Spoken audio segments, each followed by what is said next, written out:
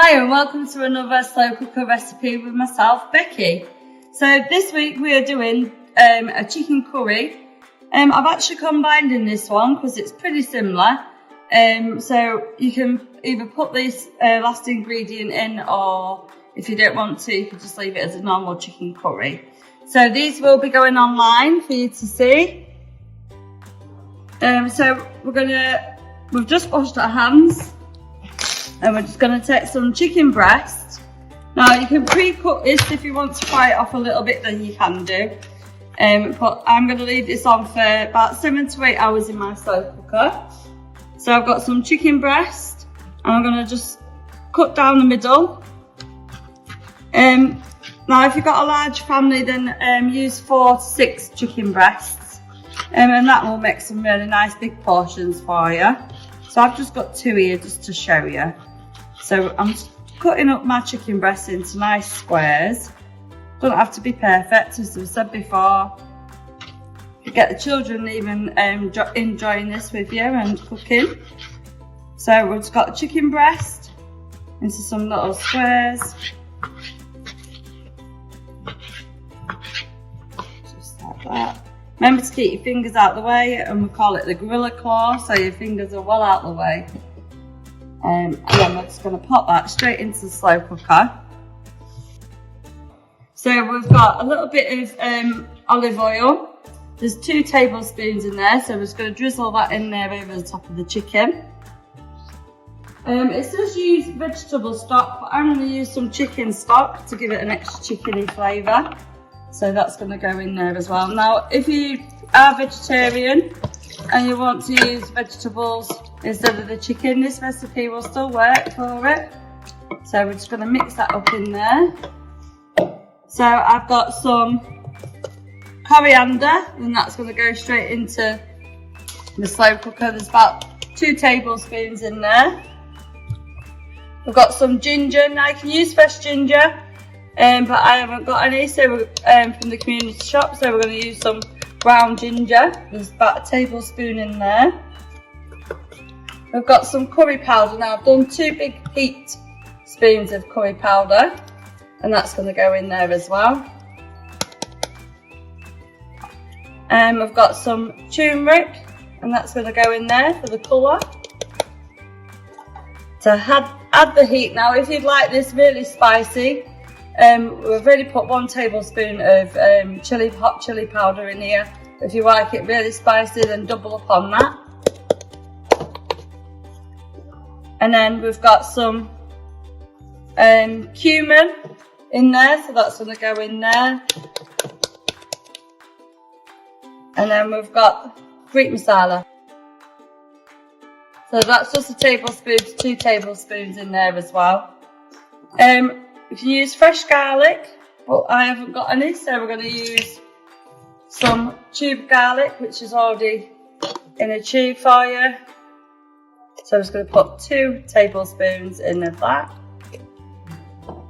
A little bit more. And then we've got some butternut squash. Now, a lot of people don't know how to cut up a butternut squash, so I'm just going to show you. So I've already got it diced up there ready. So I'm going to take the butternut squash and we're going to slice off the top.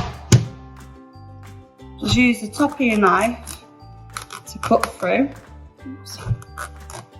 It's a bit like a pumpkin inside, it's got seeds in. So we need to make sure that we get rid of all those seeds, as you can see.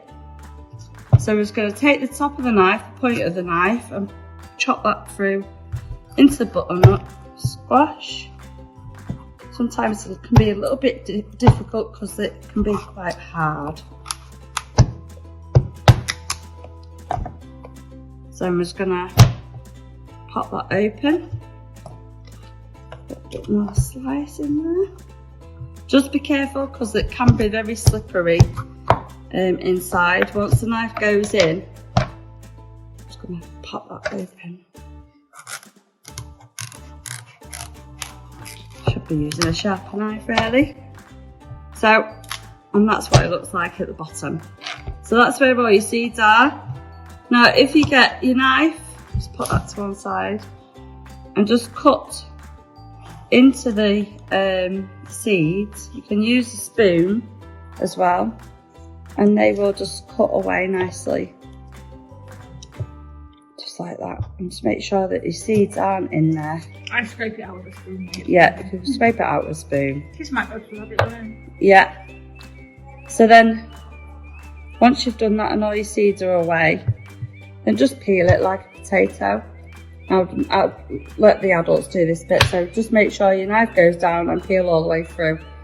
And then once you've got that out the way, then you can cut it up and put it into nice little cubes. I just wanted to show you inside what one looks like. It's quite a sweet taste, a butternut squash. So we're going to add that to the slow cooker as well. Let's get rid of my mess. And then we've got 2 red onions. So you can use red onion or white onion. It's totally up to you. So top and tail it. So we're going to put the point of the knife in and cut the top off. Point the knife in and cut the bottom off. And then just a little trick, just skim down the side of your onion, use the knife, pull back, and your skin comes off straight away. Just like that. So I'm just going to move that to one side. I'm going to do some slices of onion, so I'm going to use my hand as a gorilla claw out the way, so we don't chop any fingers off, and it acts as a guard as you're chopping. Doesn't have to be perfect, so just nice and gently cut that up and add that to the slow cooker. Now you could leave this overnight and then in your fridge and then put it on the next day so all the flavours go into the chicken, so you can use it as like a marinade. So we're just again slicing down the onion, peeling back the skin. And I'm just going to cut into some little chunks, or slices. And then I'm just going to pop that into the slow cooker. Now you can put mushrooms in this if you've got any veggies from overnight, from your Sunday roast, sorry, and you want to use them up, you can pop them in there as well. If you've got any frozen peas, you can pop that in there too. So it's all about using up what you've got left and your leftovers. So as you can see, I'm mixing that up and the colour's coming already in there. And like I say, if you like it spicy, then add some more chilli in there. So I'm just going to take a little bit of coconut milk, and I'm just going to use the top of my coconut milk so it's not too runny. And I'm going to put a tin of, I've got plum tomatoes that I've chopped. So it doesn't make no difference really. If you like them chunky, you can use chopped or fresh. Totally up to you guys. So I'm just going to give that a nice mix in there. And then we're going to pop the lid on. And like I say, leave that for 7 to 8 hours. And if you wanted to, and it's a little bit spicy for you, could add a little bit of natural yogurt just to cool that back down. So that's another recipe for you for the slow cookers, and they will be online, so just keep an eye out for them, and I'll see you all again soon. Thanks for watching.